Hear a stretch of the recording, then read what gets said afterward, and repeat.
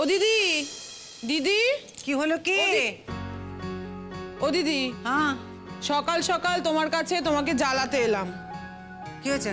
বলছি যে মেয়েটাকে বললাম এসে নিয়ে যেতে, না আমার কথা শুনলো না তো মেয়ে, ওর নাকি আসতে লজ্জা করে। বলছি বড্ড বিপদে পড়েছি গো, দোকানও বন্ধ। কি হয়েছে বলবি তো? বলছি তোমার ঘরে একটু দুধ হবে গো, বাড়িতে দুধ শেষ। একে বললাম এসে একটু দুধটা নিয়ে যায়, আমার সাথে এলো, কিন্তু ও একা একা এসে দুধ চেয়ে নিয়ে যাবে, ওর নাকি লজ্জা করে। ও কি কথা? তা লজ্জা তো করবেই, আমরা তো পরের মানুষ, আমরা তো আপন নই না, আমাদের কাছে দুধ চাইবি কেন? তো জানা যা, পাড়ায় কে তোর আপন আছে, যা চিয়ানকে যা। ও জেঠিমণি, সবসময় তুমি এইভাবে কথা কেন বলো বলো তো? সাত সকালে মা ঘুম থেকে উঠেই বললো দুধ নিয়ে আয়, ভালো লাগে বলো তো সকালবেলা কারোর বাড়ি গিয়ে জিনিস চাইতে? মাকে বারবার বললাম যে আচ্ছা তুমি একটু দাঁড়াও, বাবাকে একটু পরে দিও, তা হবে না, বাবার আবার টাইম আছে না।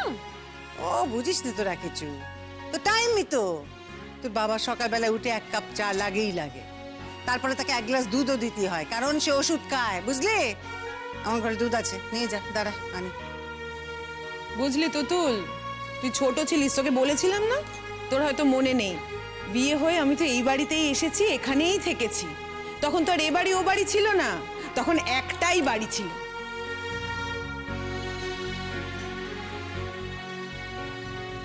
হ্যাঁ হ্যাঁ তা ঢেকে নিয়ে যাস।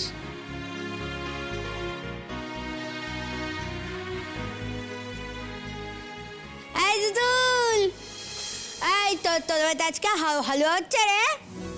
তুই হালুয়া খাবি? খাবি তুই হালুয়া? কিন্তু তোমাদের বাড়িতে তো এইসব কিছু করো না, আমাকে ডাকো না। তুই তো এখন বাড়ি থেকে বাইরেই বেরোস না, সব সময় বউয়ের গায়ে গায়ে লেগে থাকিস। আমাদের বাড়িও তো যাস না এখন। জানি না তো কি হয়েছে, বলছো কি হয়েছে জানি না যে, আর তোমাদের বাড়িতে এইসব কিছু হলে আমাদের বাড়িতে তো তুমি তো দিয়ে যেতে পারো নাকি? এর মধ্যে তো হয়নি হালুয়া, আর হালুয়া হলে না তোর জন্য সবার আগে আমি এক বাটি তুলে রাখি। আচ্ছা ঠিক আছে, আমি কালকেই হালুয়া বানাবো। ঠিক আছে ঠিক আছে ঠিক আছে। দেখো দেখো দেখো, মেয়ের কীর্তি দেখো, খাওয়া ছাড়া কোনো কথা নেই। হ্যাঁ, বউ আশা স্তক ছোট, এত কিছু খাচ্ছে, তবু মেয়ের আঁশ মেটে নে, জানিস? আবার হালুয়াও চাইছে। এই তো জেঠিমণি, তুমি আমার উপর রাগ করছিলে, এখন পুতুল দি বলছে, পুতুল দিকেও এইসব বলছো? আরে বাবা, কাকিমার কাছেই তো হালুয়া খেতে চাইছে, বাইরের লোকের কাছে তো চাইনি। হয়েছে বাপু হয়েছে, অনেক বড় বড় কথা শিখে গেছো তোমরা। ও জেঠিমণি, বৌদি ভাই ওঠেনি এখনো? সেইটাই তো দেখছি তুতুল, বউ তো কোন সকালে উঠে পড়ে, আজ তো ওঠেনি এখনো। তারপরে আবার কি বলতো কাকিমা, কাল রাতে আমার মা বুড়ি না আবার জোর করে বউকে আমার গুণধর ভাইয়ের কাছে শুতে পাঠিয়েছিল। আমার বউটা যেতে চায় না গো, বউটা জানো তো একদম যেতে চায় না। তারপরে আমার মা বুড়ি ভাষণ শুনে আমার বউটা যেতে রাজি হয়েছে। কিন্তু এখনো কেন উঠছে না? একবার আমি গিয়ে দেখে আসি। হ্যাঁ কি কি রে? শিক্ষা দীক্ষা বলে কিছু হয়নি নাকি? টিক্কি ঘুম ভাঙলি আপনি উঠবে, ডাকার কি আছে? ডাকতে হবে না, চুপচাপ থাক। 7:30 বেজে গেল, এখনো ঘুম থেকে উঠলো না। বৌমা তো এত দেরি করে ঘুম থেকে ওঠে না। মা, ও মা, চা হয়েছে নাকি? এখন তো আবার এ বাড়িতে চাটা না চাইলে পাওয়াও যায় না, তো আমাকে তো অফিসে যেতে হবে, আবার কাল রাত্রে শুনলাম বাজারটাও করতে হবে, তো চাটা কি দেবে না দেবে না? তো কি কথা? হ্যাঁ বলি দেবো না কেন? এই তো সবাই ঘুম থেকে উঠে এলে, বৌমাই চাটাগুলো করে, তাই আমি এখন আর রান্না করে যাইনি। সেই তোমার এই নবাব নন্দিনী বৌমা কখন উঠে চা করতে যাবে ততক্ষণ আমাকে বসে থাকতে হবে, বাজার হাট কিচ্ছু করবো না। শোনো মা, আমাকে না অফিসে যেতে হয়, ঠিক আছে? তোমার বৌমার মতো শুয়ে বসে গড়িয়ে বন্ধু বান্ধবদের সঙ্গে আড্ডা মেরে আর ওই বয়ফ্রেন্ডগিরি করে আমার সময় কাটে না। ব্যাস, ঘুম দিয়ে উঠে আসতে পারলো না নিচে, ওনার ভাষণ শুরু হয়ে গেল। এটা তো বাড়ি হচ্ছে বাপু, এটা বাড়ি হচ্ছে বাড়ি। তুই এমন করে কথা বলিস না, তোদের বাড়িতে আসতে আমার না একদম ইচ্ছে করে না। তা কেন ইচ্ছে করবে বলো কাকিমা? আমাদের বাড়িতে যখন অশান্তি হয় তখন তোমাদের এখানে আসতে ইচ্ছে করে, সেগুলো দেখতে ইচ্ছে করে, ওই তার সঙ্গে বসে গায়ে গা ঘষে গল্প করতে ইচ্ছে করে। কিন্তু আমরা যখন এই কথাগুলো বলছি, প্রতিবাদ করছি, তখন তোমাদের সেগুলো শুনতে ভালো লাগে না, ইচ্ছেও করে না। ছোটদা ভাই, তুই যেভাবে বৌদি ভাইকে দেখিস আমরা সেইভাবে দেখি না। তুই বৌদি ভাইকে সহ্য করতে পারিস না, সেই জন্যই এইভাবে ভাবছিস। এই শোন, চুপচাপ থাকবি, হ্যাঁ? বড্ড কথা বলছিস আজকাল। তো তুই ভুলে যাস কেন? আমিও বড় হয়েছি, আমারও বয়স হয়েছে। হ্যাঁ, তুই বড় হয়েছিস সেটা আমি খুব ভালো করেই বুঝতে পারি, খুব ভালো করে বুঝতে পারি। রাস্তাঘাটে তো আমিও চলাফেরা করি, চোখ আমারও আছে। কি বলতে চাইছিস তুই? ওই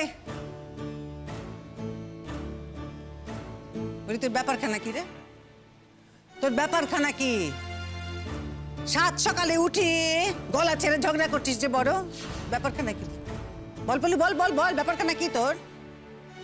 হ্যাঁ বলি, ওর পেছনে লেগেছিস কেন? ওকে এসব কথা বলছিস কেন? কেন বল, কি করেছে ও? এই যে ওর একটা ছেলের সঙ্গে ভালোবাসা আছে, তাই তো?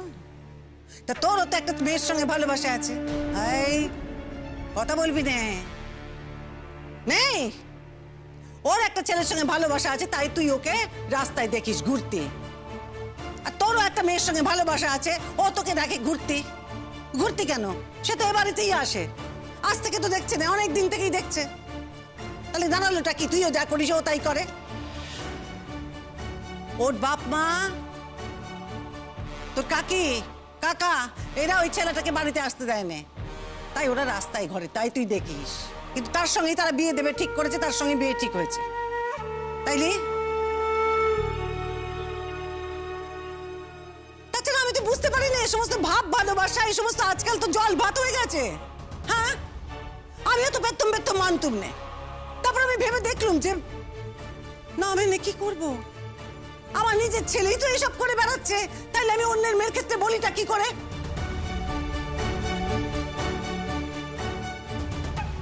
তাই আমি আর কিছু বলি না। কিন্তু তুই তুই বলিস কোন আক্কেলে? কোন আক্কেলে বলিস আমাকে বল? মা, তুমি আমার সঙ্গে ওর তুলনা করছো? করছি, তোর সঙ্গেই ওর তুলনা করছি। কারণ কি জানিস? ও তোর বোন। আজ যদি তোর কাকি তোকে বলে যে তুই ওর বড় দাদা, তোকে দেখে ও শিখেছে, কি উত্তর দিবি? কি উত্তর দিবি বল? যাকে দিদি, আমি এখন যাই। তোমার দেওরকে চা দেবে বলে এই দুধটুকু নিতে এসেছিলাম। তা আমি কি চাটা পাবো না? পাবো না? ও কি কথা? এটা মেজাজ কিসের? হ্যাঁ, পাবে বাবা, পাবে। তুমি যখন মুখ থেকে একবার বাক্যি খসিয়েছো, আর তা যখন আমার কানে ঢুকেছে, চা তুমি পাবে। সকাল সকাল উঠে লাট সাহেবের মেজাজ দেখাচ্ছে আমায়। হ্যাঁ,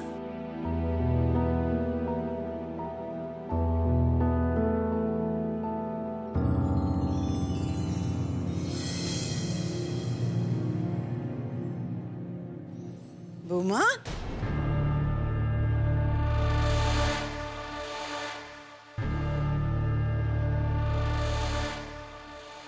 ও কি কথা?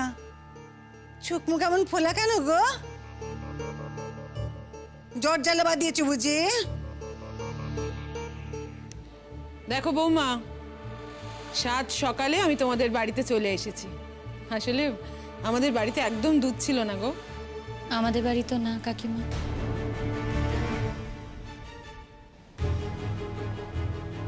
বলুন আপনার জায়ের বাড়ি।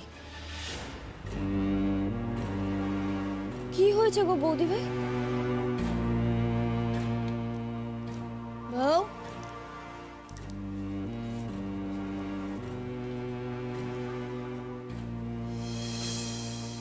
দেখি কপালে কাটলো কে করে তোর?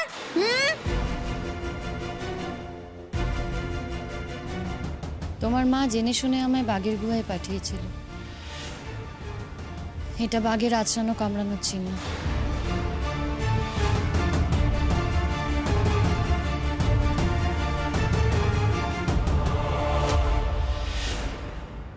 না না, এটা হতে পারে না। কি করবি তুই এখন? শোন, ও যেভাবে আছে সেভাবে থাকাটা সম্ভব নয়। ও আমাকে বিয়ে করুক বা না করুক, আমি ওর পার্টনার হই বা না হই, কিন্তু বন্ধু হিসেবেও এই সিচুয়েশনটা দেখা ইটস ভেরি ডিফিকাল্ট। দেখ, আমি তো শুধুমাত্র লাভার নই, আমি ওর বন্ধুও বটে, অ্যান্ড অ্যাজ এ ফ্রেন্ড আমি ওর এই সিচুয়েশনটা কিছুতেই মেনে নিতে পারছি না। মানে তোদের ক্ষেত্রে হলেও আমি মানতে পারতাম না, হ্যাঁ, ওর ক্ষেত্রে আমার একটু বেশি খারাপ লাগছে। It's a very painful situation. আচ্ছা, তোরা একবার ভেবে দেখ, তোদের ভালো লাগছে? মানে তোদেরকে আমি যা বলেছি, তোরা যা শুনেছিস, ওকে মারধর করা হচ্ছে, ওকে অপমান করা হচ্ছে, ওর বর, ওর দেওর, এটা কি করে সহ্য করা যায়? কি করতে চাস তুই? যে করেই হোক ওকে ওখান থেকে বের করে আনতে চাই। শোন, ও যদি নিজে থেকে না বেরোতে চায়, তুই কি করে বের করে আনবি ওকে? আমাদের তো চেষ্টা করতে হবে। দেখ, আমার কোনো অ্যাক্সেস নেই, আমি গেলে বিষয়টা আরো কমপ্লিকেটেড হয়ে যাবে। কিন্তু তোরা তো গিয়ে কথা বলতে পারিস। আমি তো শুনেছি ওর পাড়ায় কিছু বন্ধু বান্ধব হয়েছে। কোথায় বন্ধু? ও যখন শ্বশুর বাড়িতে অপমানিত হচ্ছিল, পড়ে পড়ে মার খাচ্ছিল, আমি তো আশেপাশে কাউকে দেখিনি। আর এটা দেখে না আমি কিছুতেই ঠিক থাকতে পারছি না। জানিস, আমার একটা অদ্ভুত একটা গিল্ট ট্রিপ হচ্ছে, মানে নিজেকে দোষী মনে হচ্ছে। যে আমার বারবার মনে হচ্ছে যে আমি যদি ওকে বিয়ে করতাম তাহলে যা খুশি একটা অড জব করে চালিয়ে নিতাম, কিন্তু অ্যাটলিস্ট ওকে এই এই এই কষ্টটা সহ্য করতে হতো না। বারবার আমার মনে হচ্ছে যে সব সব সব দোষ আমার, সবটা আমার দোষ। শোন, তুই এভাবে ভাবিস না। তুই যত এভাবে ভাববি তোর শুধু কষ্টই হবে। হাজার হোক আমাদের সমাজের একটা মেয়ে তো, বিয়ে করাটা যত সোজা, বিয়ে ভাঙাটা তত সোজা না। সহজ নয়। মানে আমি প্রতিনিয়ত মার খাবো, অপমানিত হব। মানে বিয়ে বিষয়টা মহান, কিন্তু এতটাও মহান নয় যে সব সহ্য করে আমাকে থাকতে হবে। আবার কোনো কথা হলো নাকি? দেখ, এখানে তো আমার তোর কথা বলার কোনো জায়গা নেই। ডিসিশনটা তো ওকেই নিতে হবে। হ্যাঁ, ডিসিশন ওকে নিতে হবে, কিন্তু ও যে একা নয় সেটা ওকে বোঝাতে হবে। আমরা আছি। যাই হোক না কেন, ডিসিশনটা তো ওকেই নিতে হবে। হ্যাঁ অনুসু, আমি বলছি তো ডিসিশন ওকেই নিতে হবে, কিন্তু ওকে তো সেই জোরটা দিতে হবে। ওকে বোঝাতে হবে যে ও একা নয়, আমরা আছি, মানে আমি আছি। তোর সাথে তো সেদিন দেখা হলো, তুই তখন বললি না কেন? বলেছিলাম। কি বললো? কি আবার বলবে, বিষয়টাকে পাত্তাই দিল না। তাহলে তুই বলছিস কি করে আমাদের বলতে? একই কথাই তো বলবে আমাদের। দেখ, পুরো বিষয়টা আমি নিজে চোখে দেখেছি, আমি জানি পুরো বিষয়টা। তখন জানতাম না, কারণ ও আমাকে বলেনি, কিন্তু এখন বিষয়টা জানার পরে সিচুয়েশনটা তো পাল্টাতেও পারে। আমার বোনের বিয়ের দিন আমি তো তোদের বলেইছি যে ঘটনাটা শুরু হয়েছে আমার ওই বোনের বিয়ের জন্য ওদের বাড়িতে ইনভাইট করতে যাওয়া থেকে। তারপর আমি ওকে বাড়িতে ড্রপও করতে গেছিলাম, জানিও না ওর সাথে তারপরে কি হয়েছে, কারণ যতবার আমি ওকে ফোন করেছি আমার ফোন রিসিভ করেনি। তাই নাকি? তুই বাড়ি অবধি পৌঁছাতে গেছিলি? কই, আমাদের তো কিছু বলিসনি। আরে কি বলবো, অত লোকজন ছিল সেই জন্য কিছু বলিনি। আর তাছাড়া ও বিপদে পড়েছিল। দেখ, বিপদে পড়ে কিন্তু তোকেই বললো। আমি তোর বিপদের সাথেই হতে চাই, এতদিন তাই চেয়েছিলাম, এখনো তাই চাই। জানিস, আমি ভাবতেও পারছি না যে ও এতটা কষ্টের মধ্যে আছে, ওর জীবনটা যে এইভাবে নষ্ট হয়ে যাবে আমি কোনো দিনও ভাবিনি। আমার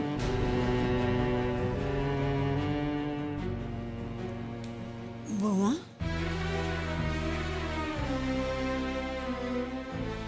বিশ্বাস হচ্ছে না তো মা? বিশ্বাস না করাটাই স্বাভাবিক। নিজের ছেলের কুকীর্তির কথা কোন মাই বা মন থেকে মেনে নিতে পারে? এসব নাটক না করে রান্নাঘরে গিয়ে চাটা বসাও না। তোমার এই নাটক শোনার না কারোর সময় নেই। আর তুমি তো এখন আমার দাদার নামে অনেক কিছুই বলবে, কারণ আমার দাদা তো তোমার এই কুকীর্তিগুলো জেনে গেছে, তাই না? তোমাকে তো ওই বিষয়টা ধামাচাপা দিতে হবে। তাই তুমি আমার দাদার নামে অনেক কিছু বলবে, অনেক নিন্দে করবে। তা নাহলে তোমার চলবে কি করে বলো? শোনো পলাশ,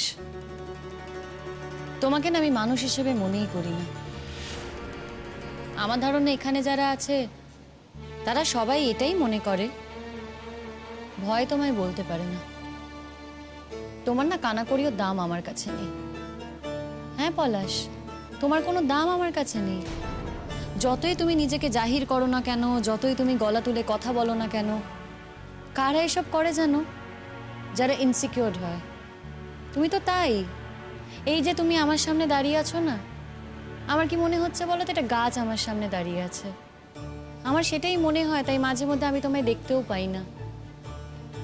আমি ঠিক করেছি জানো তো, তুমি এবার আমাকে বিধিয়ে বিধিয়ে কথা বললেও আমি আর তোমার কথার কোনো রিয়্যাক্ট করব না।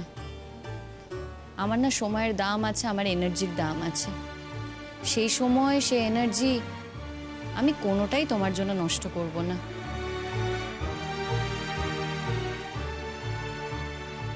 মা,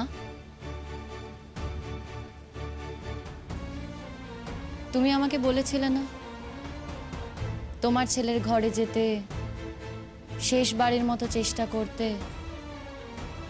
আমি কিন্তু চেষ্টা করেছিলাম মা।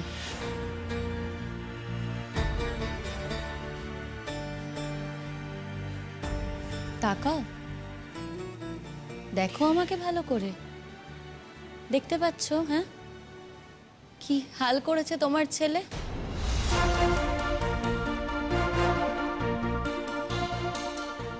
তোমার ছেলে, ছেলে না তোমার, জানোয়ারেরও অধম।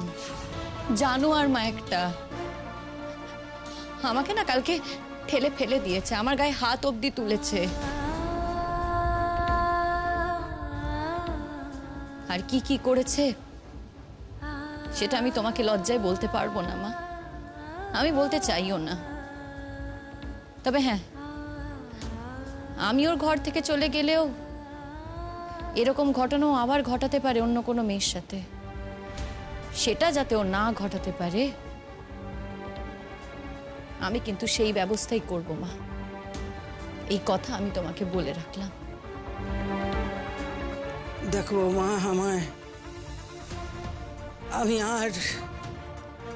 আমি শুধুমাত্র এই ভালোর জন্যই ভালো বুঝে পাঠিয়েছিলাম, কিন্তু হ্যাঁ, তুমি ভালো বুঝে পাঠিয়েছিলে, আমিও ভালো বুঝে গিয়েছিলাম।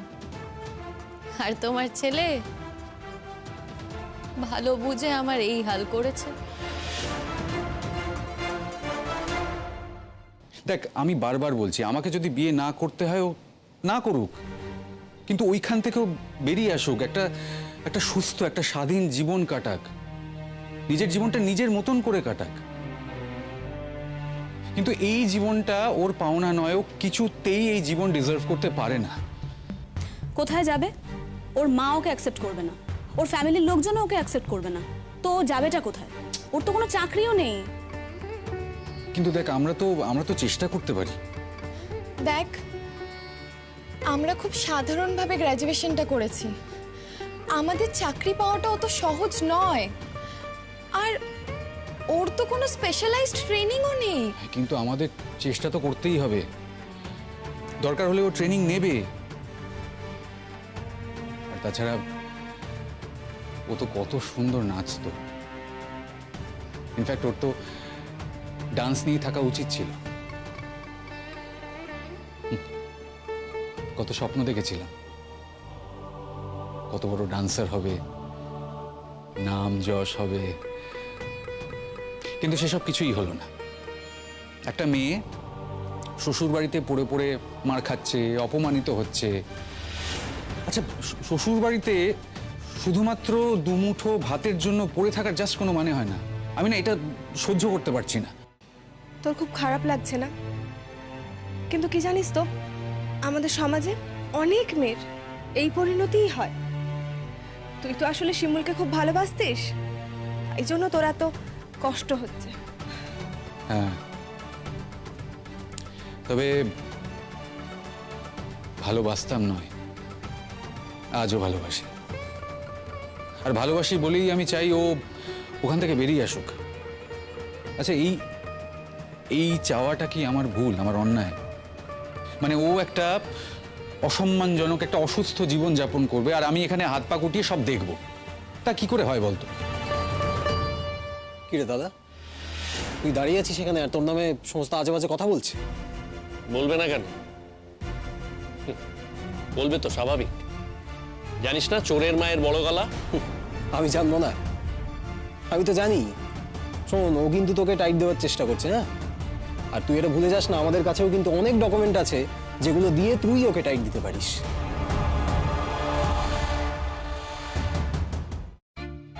কার কাছে কি ডকুমেন্ট আছে, কার কাছে কি আছে, সে কিভাবে টাইট করবে, সেটা না সময় বলবে। মা মা আমি আসছি। কোথায় কোথায় যাচ্ছ তুমি বৌমা? কাজ আছে।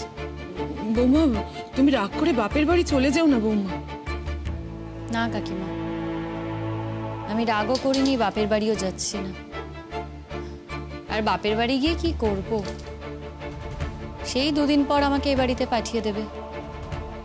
তাই এইবার ঠিক করেছে, আর যেখানেই যাই না কেন বাপের বাড়ি যাব না। বৌদি ভাই, তুমি চলো তো আমাদের বাড়ি চলো, বেলার দিকে আবার আসবে, এসো। না তুতুল, আমার সত্যি কাজ আছে গো। আমি শুধু সকাল হওয়ার অপেক্ষা করছিলাম। সারা রাত তো ঘুমোতে পারিনি, তাই ভোরের দিকটা একটু চোখ লেগে গিয়েছিল। এখন আমাকে বেরোতে হবে।